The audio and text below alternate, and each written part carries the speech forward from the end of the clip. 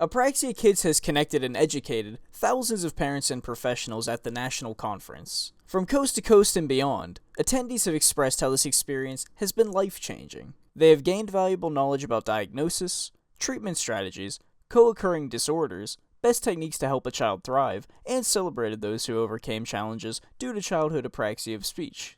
We would like to share a small portion of what the Apraxia Kids National Conference has meant to the members of our community.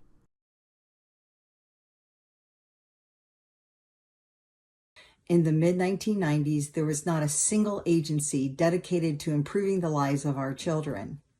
That is what made the first Apraxia Kids Conference so critically important. The first conference provided a venue for parents to network together face-to-face and take on the challenges that our community faced. As far as our attending the first conference, even though Emily was, I think, 9 years old at the time, it was still so amazing to find a community of people that understood what we were going through. So even though some of the sessions may have been geared towards the younger child, we still very much enjoyed being a part of those sessions, meeting people who were in the same boat as we are, and we finally did not feel alone.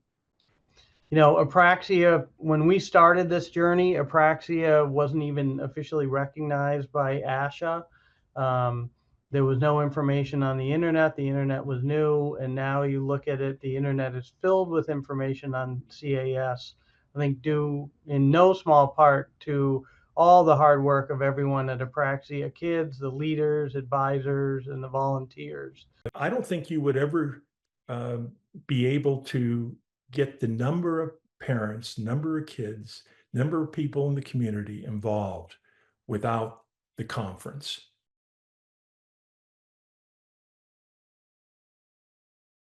You know, the work of the original board and Sharon Gretz specifically, they did an amazing job of getting that conference together. The contributions have been in terms of driving the research have been in a number of different ways, and I think one of the most important ways probably was that first Apraxia Kids research symposium in 2002, which I was unable to attend, but my advisor did, and I got the proceedings. And that to me was really eye-opening because it hadn't really fully occurred to me, or I hadn't fully appreciated how much there was no research community dedicated to the study of childhood apraxia speech at that time. Creating a cohesive research community around CAS is clearly Apraxia Kids' contribution, and that is a sustained contribution. Like we're 22 years on from that first research symposium, and there is now a very clearly well-defined, growing research community of people who study all sorts of aspects related to CAS. Go fast forward and take a look at what you guys did last year, or I guess in 2022. You take a look at that particular agenda. There's hundreds of articles now compared to almost none back in those days. Well, that conference, there was an awareness, obviously, of apraxia speech. Also, I'd like to give a shout out to the previous and current boards. They have done a marvelous job. The last conference, I saw some of the work that was done there. I thought it was really terrific. And I would give a call out to the parents and the kids. They're the most important ones. What's special to me about the National Conference for Apraxia Kids is that it's not a typical conference that is focused only on researchers or not even just focused on clinicians, but it brings all three of the communities together, the children and their families, the speech language pathologists and other professionals who work with them, and the research community. And so it's a really unique blend of communities, and I think and a very welcoming community where everybody is welcomed and accepted and valued. And I think for me as a clinical researcher, what's really important, I think, is it helps me make sure that the research that I do meets the needs of the people who are the most important in all this, which is children and their families, and to support clinicians who work with these families in figuring out what the evidence base needs, what the clinical field needs, what the families need.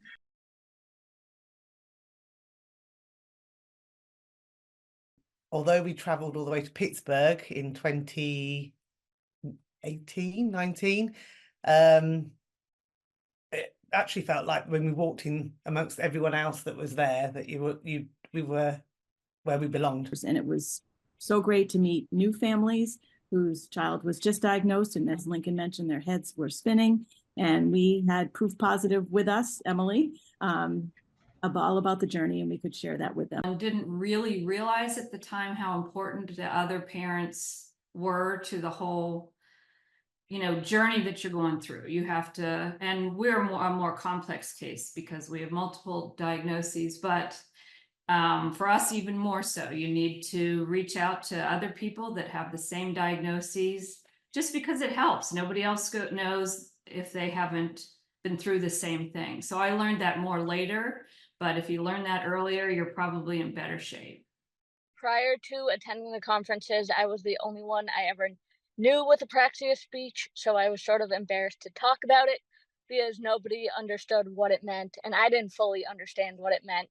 So coming to the conferences, I realized there's a whole world out there of people like me with shared experiences. It was a lot of fun to be able to swap stories with people that understand it instead of just people doing the awkward nod of, I kind of get what you're saying, but not really. And then it was a way to make connections with people, not only in the United States, but across the world, that I still keep in touch with to this day. And it was a great way for me to feel comfortable saying that I had apraxia and not just hiding the fact that I had apraxia. I found networking was crucial to the success of my son. I wasn't smart enough or creative enough to bridge the gap he needed by myself. We needed and benefited from the connection of other parents, experienced SLPs, and researchers who were the beacon of light and hope for us during our decade and a half of therapy. It felt nice that, like, being at the conference, like, everyone knows, like, what every child that's going through the journey of apraxia, there's a real, like, understanding there. And it's nice just to be amongst people who actually understand what, like children who have it have to go through, and also what parents feel as well. So the conference really allowed me to meet other families, which was huge, because I think along this journey sometimes you feel alone in, am I the only one feeling like this? How is my child going to grow up with this disorder? What are things going to look like in the future? And so the conference allowed me to meet families who had older children who were successful and had a lot of information about their apraxia journey. I will speak to the fact that I love how approachable all the professionals were at all the conferences. All the speakers had plenty of time to answer questions and even would stay behind afterwards to answer questions. And you always received their business card for follow-up questions via email. And to this day, we have actually made some lifelong friends with some of these apraxia people. We've socialized with them now as adults, as our children are adults, and we keep in touch. And that to me means the world. And these are lifelong friends who understand our journey, and you can't say that about a lot of people. So. Imagine being able to sit at lunch and talk football with Tom Brady, or eat an ice cream and talk basketball with Caitlin Clark, or do karaoke with Adele. That's sort of what it's like when you walk around an Apraxia Kids conference. You've got not only families who are going through it with you, but you also have the world's leading experts wandering around this event, willing to talk to anybody. And you're looking around and, oh, there's the person who's the expert in prompt, or there's the person who's the expert in this therapy, or there's the person who runs the Apraxia Kids boot camp and stuff like that. And they're all very willing to sit and talk to you and answer your questions and listen to your story. And they, I'm sure, help incorporate it into the work that they do. Don't really get another opportunity to have all of those resources in one room. So that was nice at the beginning of our journey to have all those parts in one room. One big takeaway I got was the importance of spreading awareness about apraxia.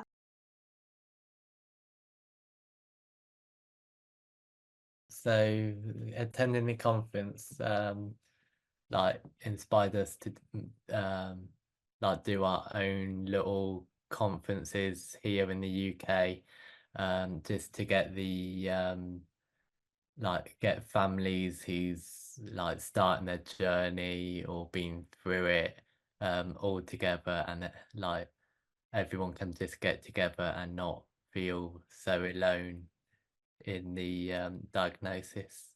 Back in 2012, there was no Boston area Apraxia Walk.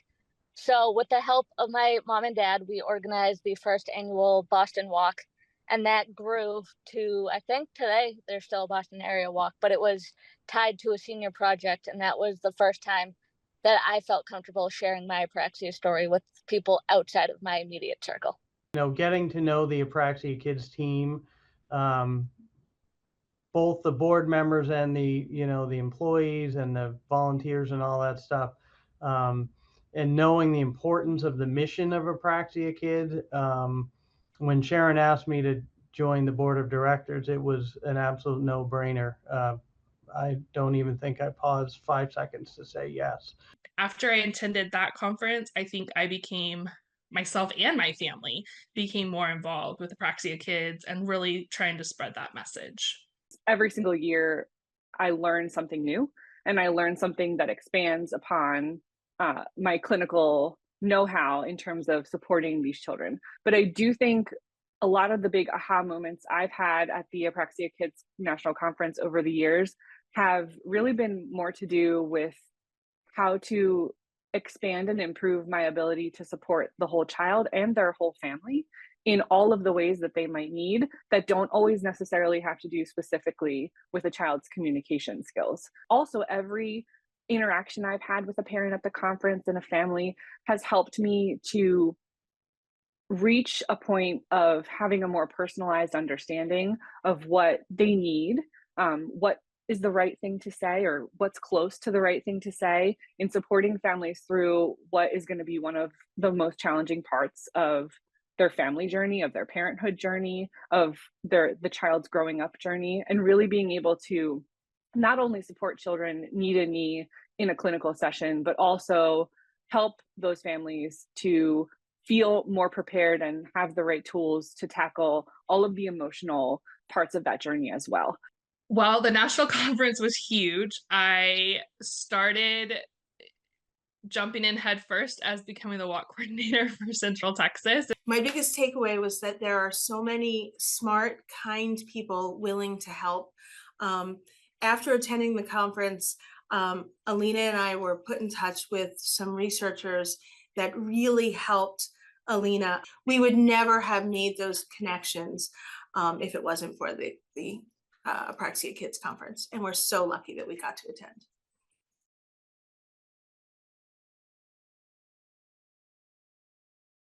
Although the understanding of the diagnosis of childhood apraxia speech and treatment have advanced considerably from where we started 20 years ago, the challenges remain.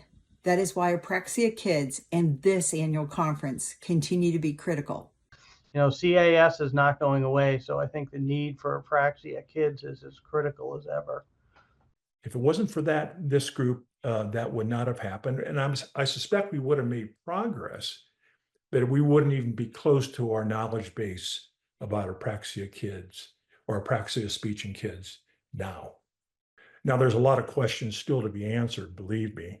But I think the involvement of the parents, the involvement of the kids, involvement and training of clinicians in the community, they've done a wonderful job. So it's like night and day compared to before and now.